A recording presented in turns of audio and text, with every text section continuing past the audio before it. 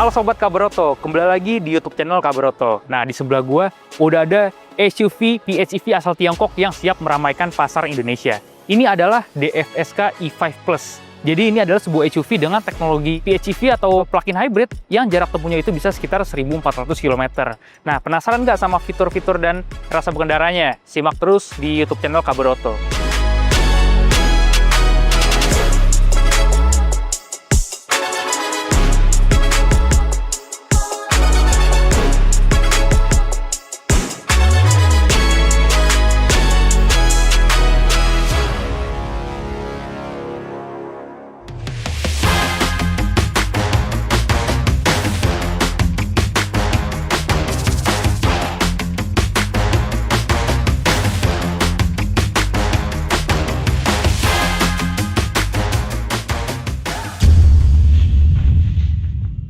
Jadi bisa dibilang DFSK E5 Plus ini cocok banget untuk keluarga di Indonesia ya. Karena dia punya dimensi yang gede, terus dia punya jarak tempuh yang cukup jauh, bisa sampai 1.400 km, serta dia punya fitur-fitur yang sangat melimpah untuk di kelasnya. Nah, tapi sebelumnya kita lihat mesinnya dulu nih. Ya, jadi untuk mesin mobil ini pakai mesin 4 silinder 1.500 cc dipadukan dengan motor listrik yang tenaganya itu mencapai 215 daya kuda dan torsi 280 Nm. Menariknya dengan hanya mode full EV, itu jarak temunya bisa 140 km. Jadi Jakarta-Bandung bisa pakai mode full EV. Sedangkan kalau misalnya gabungan ya antara EV sama mesin bensin, itu jarak tempuhnya bisa sekitar 1.400 km. Udah gitu, karena ini PHEV, makanya bisa diisi bensin sama bisa di-charging. Terus dia mau kelebihannya juga udah menggunakan penggerak all-wheel drive yang traksinya itu bisa dikontrol lewat mode pengendaranya. Nah, sekarang kita lihat bagian depannya nih. Nah, bagian depannya ini seperti mobil Tiongkok pada umumnya. Dia bahasa desainnya itu benar-benar agresif. Dia punya lampu full LED yang menipis dari ujung ke ujung. Terus di mobil ini karena udah tersedia kamera 360 dan fitur parking otomatis, makanya di mobil ini bagian depannya ada sensor dan juga kamera. Nah, sekarang kita lihat bagian sampingnya nih. Secara dimensi bisa dikatakan mobil ini cukup besar ya. Ini panjangnya 4,7 meter, dia lebar 1,8 meter, dan tingginya 1,7 meter. Jadi untuk kebutuhan mobilitas sehari-hari, SUV ini udah cukup gede. Tapi tenang aja, di mobil ini udah ada fitur ADAS level 2, makanya udah ada fitur-fitur yang kayak forward collision warning, rear cross traffic alert, pokoknya mobil-mobil yang mencegah untuk tabrakan semuanya ada di sini semua. Terus kelebihannya juga di mobil ini dia udah make suspensi full independent, yang udah ada fitur adaptifnya. Jadi tingkat kekerasan dan keempukannya itu bisa diatur lewat mode pengendaranya. Nah, sekarang kita lihat kaki-kakinya nih. Dia pakai pelek yang ukurannya itu cukup gede ya. Dia pakai pelek 19 inci dibalut dengan ban 235 profil 50. Dan dia rem depan belakangnya udah cakram serta udah dilengkapi oleh ABS dan juga EBD. Terus ground clearance mobil ini juga cukup tinggi. Sama seperti yang tadi gue bilang, karena mobil ini bisa parkir sendiri, makanya di bagian depan, spion kanan kiri dan belakang itu udah ada kameranya. Jadi bagian belakangnya ini bisa dibilang sangat futuristis, sama seperti bagian depannya ya. Dia punya lampu LED yang menipis dan dari ujung ke ujung. Nah, terus kalian lihat ini karena mobil ini display ada stiker. Nah, ini konsumsi BBM-nya bisa mencapai 83 km per liter. Itu lebih irit daripada motor kalian, guys. Ini mobil bener-bener iritnya kebangetan. Dan ini mobil bersaing ketat dengan Chery Tiggo 8 CSH. Karena dia sama-sama PHEV, sama-sama 7-seater juga. Nah, sekarang kita lihat bagasinya nih. Dia udah power tailgate. Nah, ini dia nih bagasinya. Luas bagasi mobil ini luasnya mencapai 760 liter. Ini meskipun 7-seater, bagian belakang ini masih cukup lega.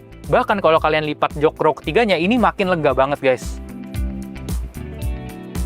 Ya, jadi bisa lega, jok row ketiganya ini dilipat, dan mau buat bawa barang-barang yang banyak, mobil ini masih sangat memadai. Nah, gimana dengan interiornya? Yuk kita lihat.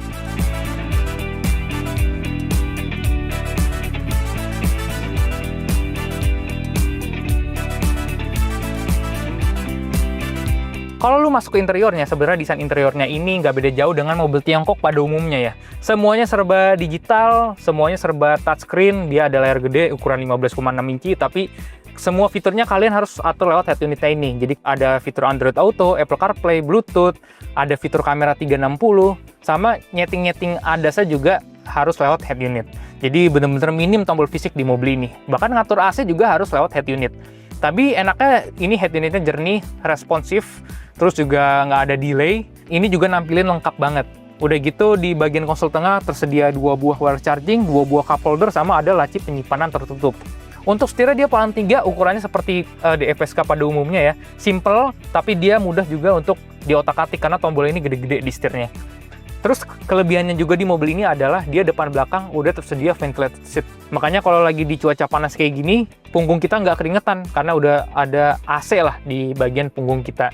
Ini joknya udah elektrik di bagian depan, terus joknya juga nyaman, empuk bahannya. Pokoknya untuk nyetir perjalanan jauh di mobil ini tuh nggak melelahkan karena ini ketolong joknya yang cukup nyaman.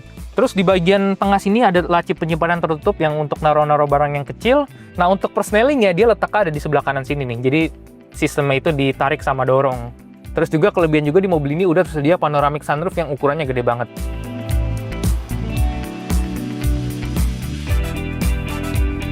Nah di head unitnya ini ada fitur buat nyalain ventilated seat, ngatur climate control, terus ngatur entertainment, terus ada fitur kamera 360, dan ini lumayan jernih ya meskipun nggak sejernih kompetitornya. Sama lewat head unit ini ada fitur parkir otomatis. Terus untuk ngatur mode pengendara kalian harus lewat head unit juga nih. Ke pengemudi ada Eco, Comfort, Sport, sama Snow.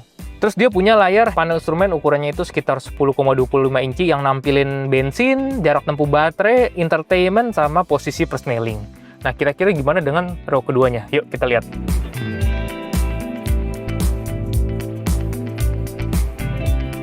Nah, ini dia yang menjadi daya tarik dari DFSK E5 Plus. Karena row keduanya itu captain seat ya. Jadi gue nanya-nanya sama salesnya, ternyata untuk versi yang Hong Kong itu dia nyatu, jadi 8-seater. Sedangkan untuk pasar Indonesia ini sengaja dibuat captain seat untuk mengutamakan kenyamanan penumpangnya. Jadi makanya emang ini terbukti nyaman banget captain seatnya. Dia ada armrest, terus juga pengaturannya udah elektrik di row kedua, serta udah tersedia ventilated seat. Nah, untuk AC juga tersedia nih di konsol tengah, sama ada charging USB di konsol tengah. Karena ini panoramic sunroof, ini terasa lega lah di row keduanya ini, karena leluasa banget pandangan kita. Terus di mobil ini juga udah tersedia kantong jok ya, jadi kalau mau naruh barang-barang di jok ini gampang banget. Sama yang gue suka dia rata lantai ya, meskipun ini all-wheel drive yang dimana ada gardan, cuman dia berhasil ngasih lantai yang cukup rata sehingga kita leluasa lah untuk pindah tempat. Nah, gue penasaran banget nih sama rasa kendaranya, langsung aja kita test drive.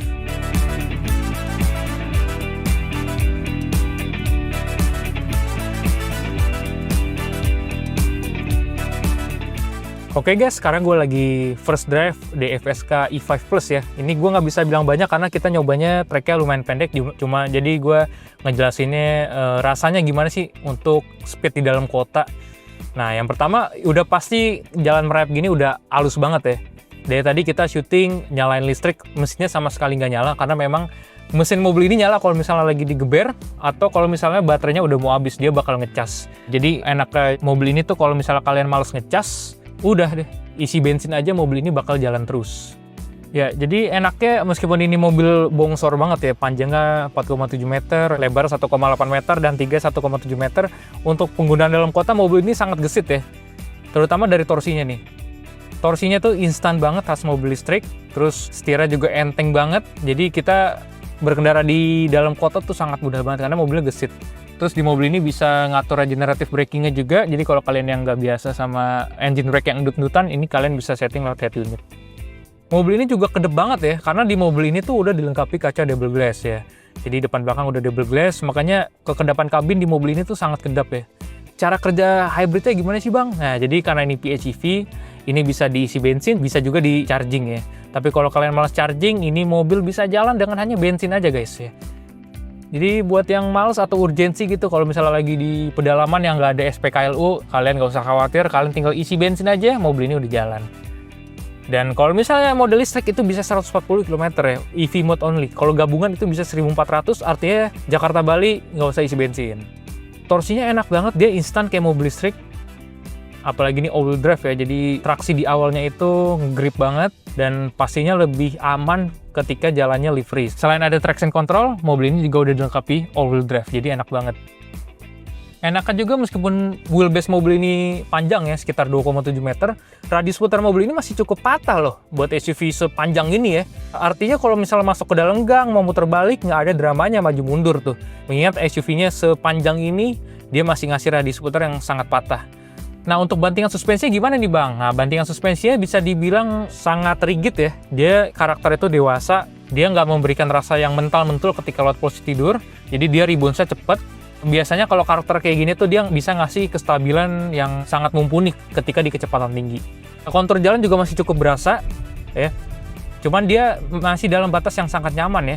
Empuk, terus reboundsnya juga halus. Cuman memang kalau lewat posisi tidur, dia tuh reboundsnya lumayan cepet ya, lumayan rigid lah. Di mobil ini juga ada mode steering wheel ya, jadi dia bisa nyaman, bisa juga sport. Nah, kalau sport itu ya udah pasti dia bakal keras ketika di kecepatan tinggi supaya mobil ini tuh lebih bisa terkontrol. Tapi kalau kenyaman, dia setirnya jauh lebih enteng dan halus yang cocok banget buat berkendara di dalam kota. Nah, kita akan betot dikit nih akselerasinya.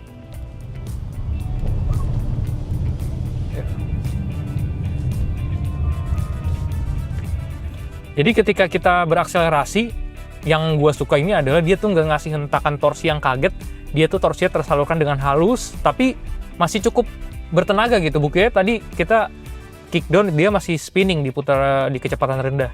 Artinya torsinya masih bisa maksimal, tapi dia itu nggak bikin kaget. Nah, tadi gue juga udah nyoba untuk body roll di kecepatan 30 km/jam, kita digong secara agresif, dia masih cukup terkendali ya, nggak ngasih body roll yang cukup ekstrim. Nah, enaknya juga menjadi kelebihan karena seluruh pengaturan joknya udah elektrik, ditambah setirnya udah bisa tilt dan teleskopik. Dia posisi nyetirnya bisa sangat fleksibel ya. Kalau mau commanding ala SUV bisa, kalau mau selonjoran ala sedan juga bisa. Cuman memang idealnya di mobil ini tuh posisi nyetirnya tuh commanding, karena kalau misalnya kalian setting kayak sedan, dashboard mobil ini ketinggian, makanya blind spotnya lumayan gede. Oke guys, jadi kesimpulannya setelah gua first drive di kecepatan rendah, mobil ini tuh masih sangat nyaman loh, masih sangat gesit untuk pengendalian dalam kota. Padahal ini SUV bongsor, tapi untuk berkendara di dalam kota masih sangat fleksibel, masih nyaman banget, suspensinya empuk, setirnya enteng, terus radius putar juga patah. Intinya meskipun ini SUV yang sangat bongsor gitu ya, mobil ini masih sangat ramah gitu buat orang yang nggak biasa nyetir gede.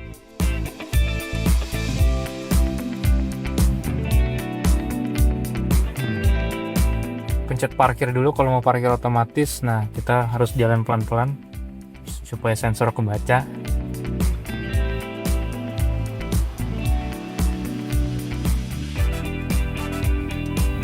Parkir dimulai. Perhatikan sekitar Anda untuk memastikan keselamatan. Simple itu. Nah, dia kalau misalkan yang di depan kayak ada orang nih, misalkan kejedah. Iya. Itu kalau orangnya udah lewat atau yang ngehalangin, tinggal lanjutin lagi aja. Oh. Nanti bisa otomatis lagi. Jadi nggak harus dari awal.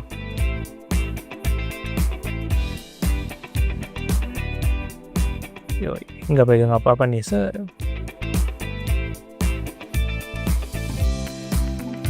Nice. Oke. Nah, dia udah langsung otomatis ke handbrake sendiri. Oh, udah. Langsung parkir udah.